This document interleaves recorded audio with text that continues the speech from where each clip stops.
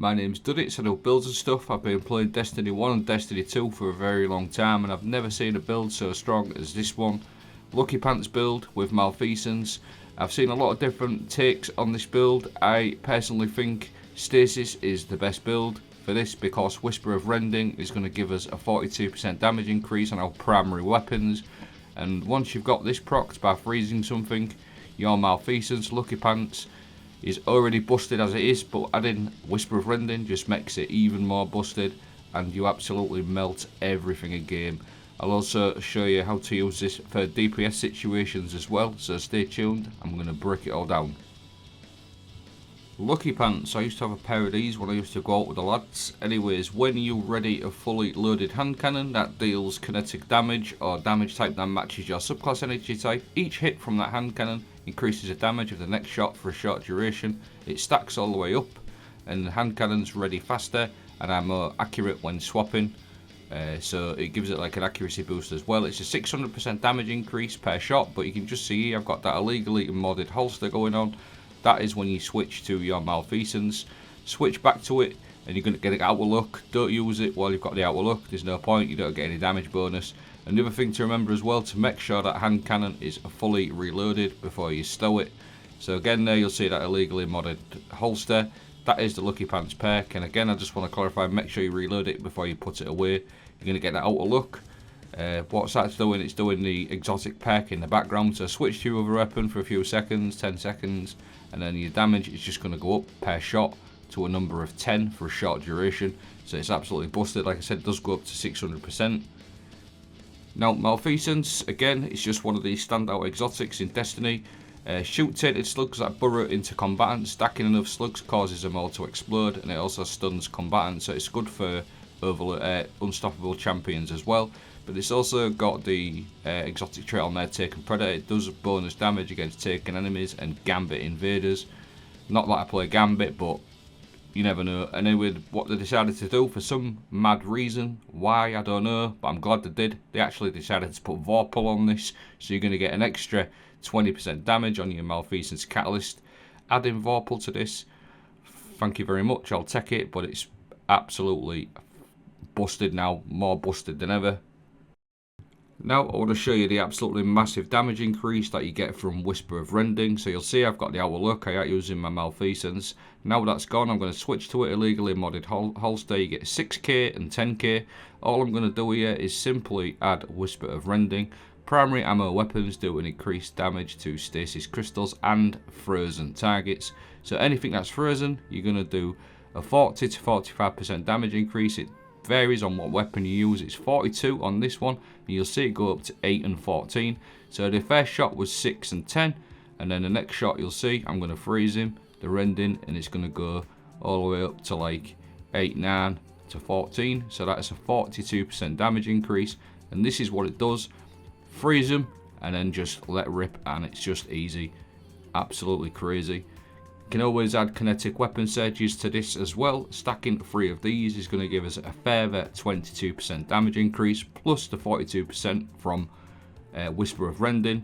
We've got multiple ways to freeze targets with stasis builds, especially Hunter. You've got your super and your dust field grenade, your primary sources, and just look at that, it's absolutely disgusting.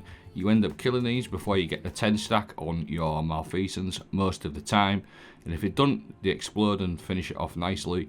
And this just absolutely wrecks everything, and I cannot believe how strong this is with Whisper of Rending.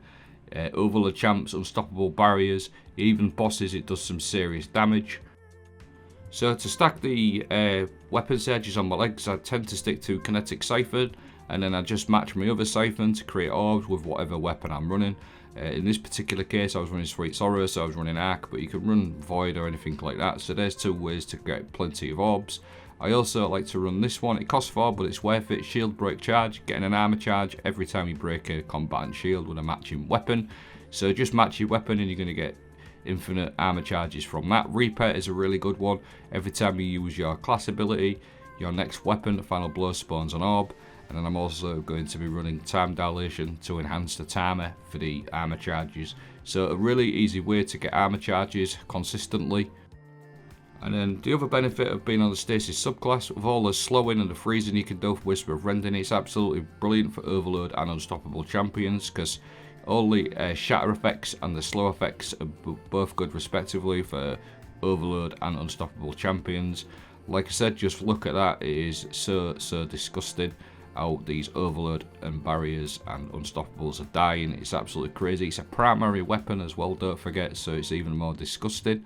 So Touch of Winter is one of the aspects that I like to run, because what it does, it's going to enhance my Dust Field Grenade, it increases the slow field size, and it also creates a Stasis Crystal on Impact. The Crystal on Impact is really important because Whisper of Shards, every time you shatter one of these little crystals that Touch of Winter puts in, you're going to get increased recharge rate for your grenade. Therefore, you're going to be able to slow more things. So them two little pairings are absolutely great. Another couple of things I like to run just to buff the build out: Grim Harvest, defeat and slow down frozen combatants, create Stasis Shards. These shards also grant you melee energy, but that's not really the reason why I run it. I really run Grim Harvest to take advantage of Whisper of Rime. Collecting Stasis Shard grants a small amount of overshield and it heals you.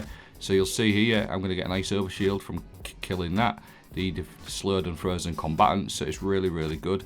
And then the other one to pair with this one, which is nice as well, is Whisper of Conduction. So you're going to get all them Stasis Shards travelling towards you to get that healing and an overshield, so might as well stick a bit of healing on there as well. So everything going on, you've got a nice, like, really crazy damage going on, and on top of that you've got a nice bit of healing on top of that, which does come in handy now and again. Now for DPS, if you run something like a Lasting Impression rocket launcher, you can always fire this off first before your Lucky Pants. I've got a few examples to show you, so it does cover you for DPS options as well. You'll see there I've got my Lucky Pants going on. I'd already shot a Lasting Impression rocket, so just like that you could do 2 sources of damage just to up your sort of DPS in situations where you need to do even more damage. So obviously this DPS setup isn't like 100% optimal, but it's just an option. If you're running this build, you get just an extra sort of like option for you. Let me know in the comments as well what Lucky Pants build you'll prefer. I know Strand is pretty good as well for the suspension. I did a Strand build on this last season, but just for pure damage, Stasis, Rending, Lucky Pants, Malfeasance is just a combo that's just straight out of hell for our enemies. It just absolutely wrecks them. I think we've covered everything: a bit of DPS, a bit of champion capabilities, boss damage, things like that. So again, always let me know in the comments if you think there's something I can improve on this build. I'm always down for talking about builds. I'm a bit of a geek. So yeah, that is the build. I'll leave everything playing out. I'll leave a dim link in the video description. I hope you enjoyed it. Let me know what you think. Thanks for watching. Have a great day.